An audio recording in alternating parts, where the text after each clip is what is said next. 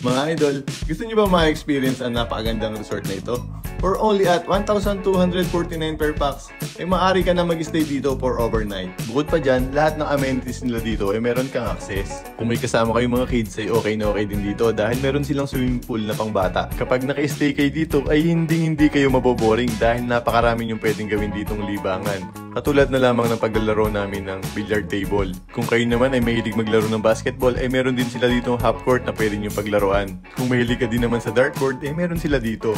Maging ang kanilang videoke ay libre nyo din magagamit dito ng unlimited. Ang lahat ng yan ay ma-experience nyo dito sa Balay Antonio. Let's go guys! Pagdating nga namin ng Balay Antonio ay sinalubong agad kami ng kanilang staff at tinulungan kami sa aming mga dalang gamit. Sinamahan na rin niya kami sa aming kwarto na titigilan. Dito nga pala kami nag-stay mga idol sa may honeymoon suites. Tingnan nyo naman mga idol ang aming kwarto na titigilan. No? Napakaganda no? Full air condition na din yan at native vibes talaga ang datingan. Maganda rin ang kanilang comfort room dahil kompleto na dito. Naka-heater na din yung kanilang shower dahil nga malamig dito sa may Alfonso Cavite. At meron na rin ditong bidet. Alam nyo ba mga idol, wala din kayong problema sa pagluluto dito dahil magdadala na lang kayo ng inyong mga lulutuin ay libre nyo na magagamit yung kanilang kusina. Wala kayong babayarang charge sa kanilang gasol. Sulit na sulit talaga dahil kasama na nga yan sa 1,249 per pax na inyong binayaran. Ngayon naman ay pasyalan naman natin yung kanilang couple room dito. At pasukin natin mga idol para makita natin mismo ang loob nito.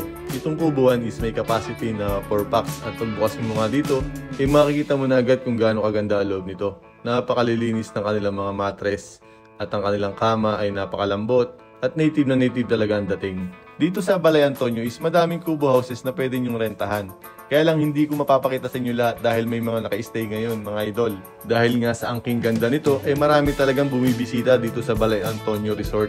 Kung gusto mong mag-relax at mag-enjoy sa tahimik na lugar at maraming puno sa iyong paligid, isa na nga rin to sa may re-recommend ko sa inyo. May mga common CR na nasa loob ng Balay Antonio, kaya anytime na magagamit kayo ng CR ay wala kayong problema. Shoutout nga pala sa Pubo shirt natin suot ngayon. Takas mga pogi, ito yung loob ng kanilang CR mga idol oh. Malinis ang kanilang mga common CR. Pwede rin dito maganap ng malaking event like birthday party, ayan, dibu.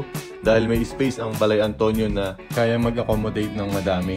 Para mas maging perfect ang ating outing, nag-prepare kami ng breakfast dito sa harapan ng swimming pool.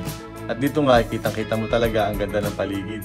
Dito rin kami nag-prepare ng aming hapunan at sabay-sabay kaming kumain dito sa harapan ng swimming pool. So, kain muna tayo mga idol. Pagdating naman sa parking lot nila, wala kayong masasabi dahil napakalawak nito at 24/7 binabantayan talaga ng mga staff nila. Madali lang din pumunta dito mga idol at hindi kayo maliligaw. I-type nyo lang sa Google Map nyo or Waze ang Amaras Farm.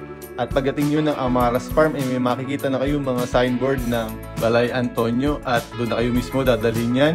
Bago ang lahat, ako nga pala si Kamoting Gala PH, ang inyong travel guide sa inyong mga susunod na travel adventure.